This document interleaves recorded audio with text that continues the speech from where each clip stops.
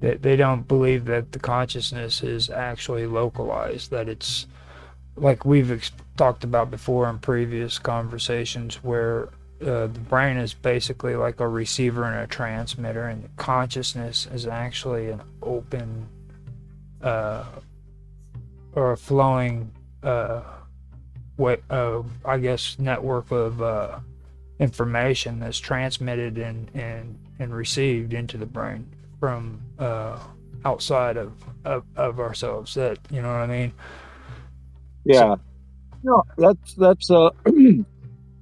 I think that is something that I could see that being in a Buddhist framework. I mean, in Buddhism, you have something called the Anatman doctrine, which means not self.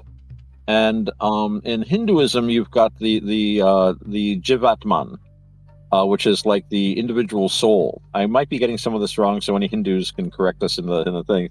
But it's your own individual part of the Atman, which is the world's. Basically, there is one soul and one consciousness.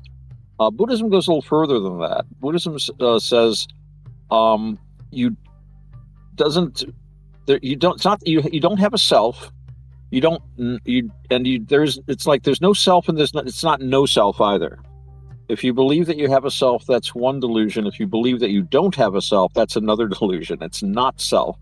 Self itself is an idea to be abandoned. The way I have always looked at it is that our idea of the self, the idea that like the Jivatman is like this one divine spark, right? That it puts on a body and takes it off like a suit of clothes, but there's like one thing which it encounters and endures reality. It goes through all these lifetimes and it hopefully gets wiser. Whereas in Buddhism, there isn't this thing to which life happens and death happens and birth happens and death happens and birth happens again. Rather, it's the process itself. And I use the metaphor of a lit cigar in a dark room, and it's not original with me. But if you take it, if we're standing in a dark room and I'm puffing on a cigar, I can move the cigar very quickly in a circle, and you will see what looks like a solid circle. Now, that circle is not real. It does have existence.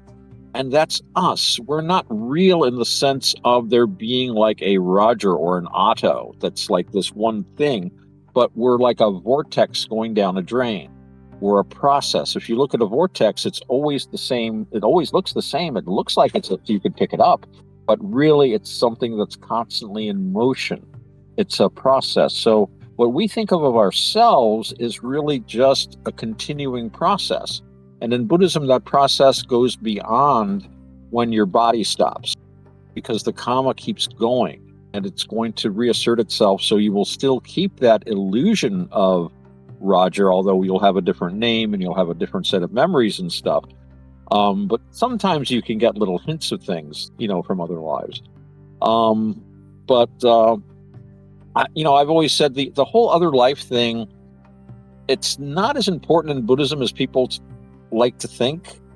It's more like if you've ever been involved in art, but I used to be in the art field. I worked in art galleries and stuff. When you paint like a painting on canvas, canvas is put on a stretcher, and it's stretched around and it's stapled behind the frame, the stretchers, and then it's framed.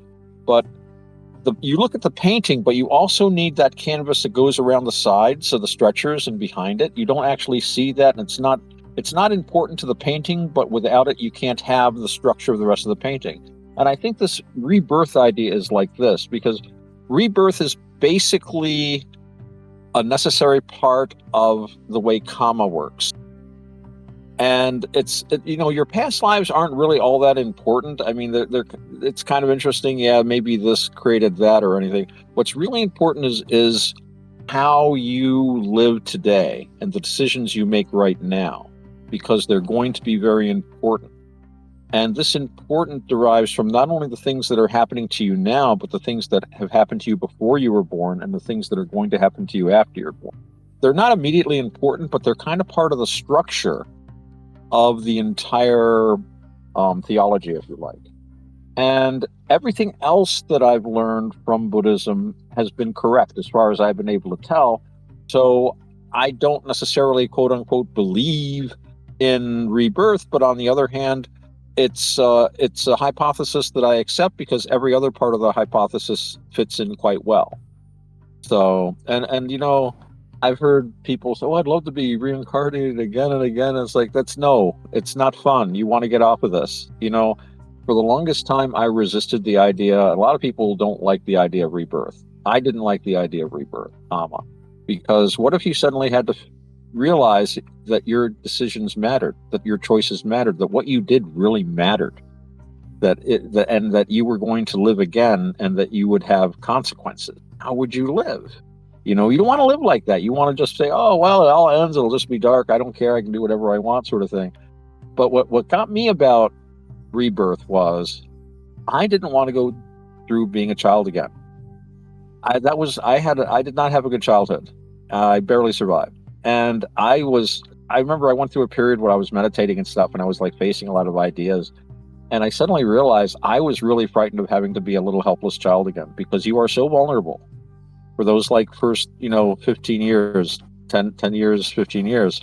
And then it's funny because many, many years later, I came across the sutta writing in Buddhism, and they were talking about what they call the messengers that were sent to us to remind us about karma and about, that things there are consequences for things. And it says one of the reminders is a sick person to remind us that we're going to be sick, and an old person to remind us that we're going to be old. A dead person is going to remind us that we're going to die. And this is like pretty traditional. And then there were two more. One was one of the things sent to us is a person in prison, and that's to remind us that even in this life we can pay the the penalty for like acting unskillfully. And then the fifth Dhamma messenger to remind us was an infant, a little helpless infant crying on a blanket, and just to remind you of how helpless, how frightening it is to be a child. I don't want to go through that again. I'm probably going to have to. I don't think I'm going to be an arhat anytime soon. You never know. But so yeah, Buddhists don't look on rebirth as a fun or good thing. The Buddha said, if you knew how much blood you have shed simply by getting your throat cut, either as a human or as an animal or as anything else, and all the millions and billions of times you've shed more of your own blood, more of your own blood has been shed than is in the ocean. You've cried so many tears over these millions and billions of incarnations, so many tears over the loss of children, parents, siblings, friends, lovers. The ocean is not as large as the tears you've shed. So, and this might be why Buddhism is sometimes described as a kind of a depressing kind of a religion. But the point is that there are pleasures in life, but they're always temporary. V chases all these pleasures, and he's talking about, and he's a great guy, he's a wonderful guy. But the thing is, these pleasures are temporary. They're going to go, and whatever pleasure they give us, we're going to have pain in as much as consequence.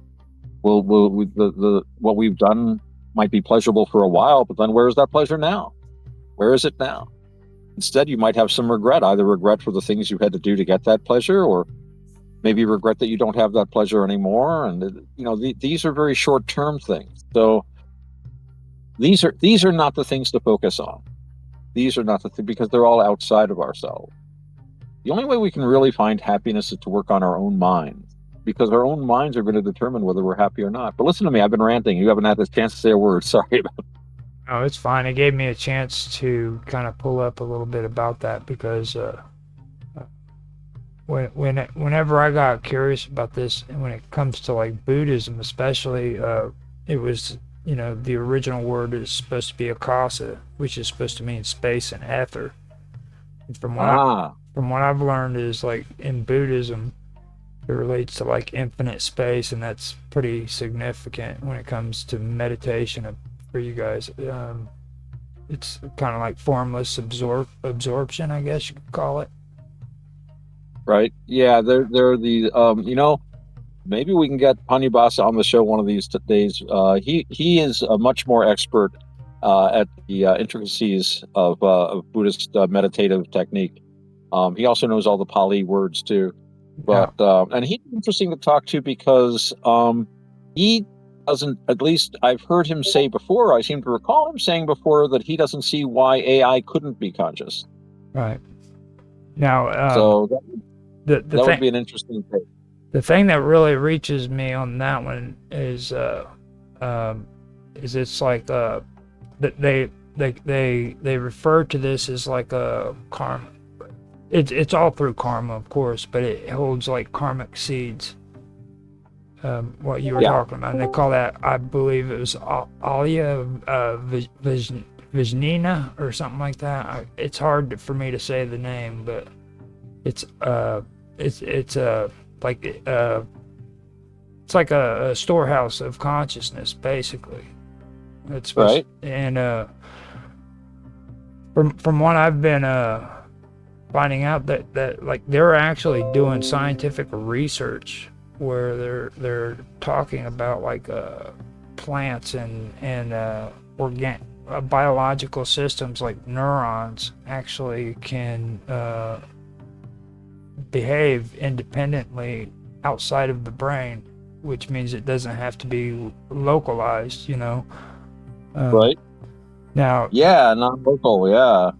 my whole question gets into this. It's like if artificial intelligence is developing the way it is, and consciousness isn't localized within a brain of an animal or a human being, what's going to happen when it actually is able to tap into that consciousness, you know, that universal consciousness? Well, that's an interesting question because and actually that's come up in some conversations I've had about AI because getting away from, in line with that whole emergent idea, if you prepare a vessel that is sufficient onto it, then why wouldn't this consciousness, if it is all pervading or at least non-local, find a way to get into the AI?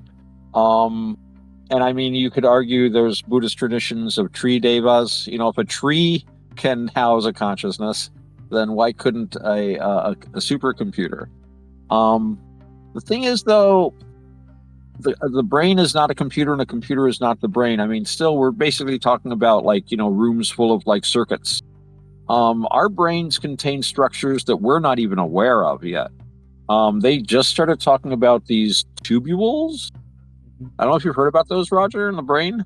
Yeah, Yeah, they apparently connect us to the quantum level.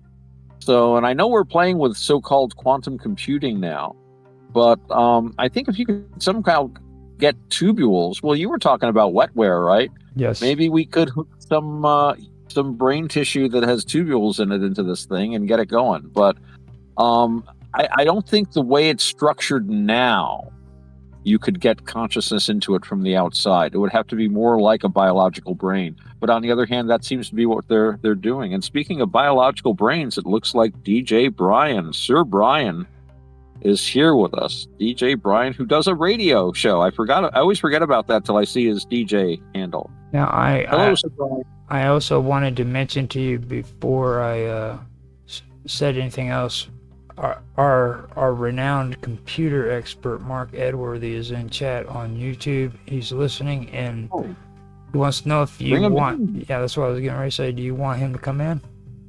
Yeah, bring him in. The more the merrier. This is fun. Okay, so that's all I gotta say.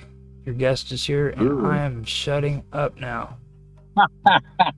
That means you have to start talking, Sir Brian.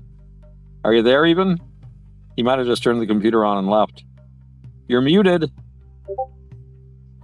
Oh, well, we'll have Mark here soon anyway. Sir Mark Edworthy, Baronet.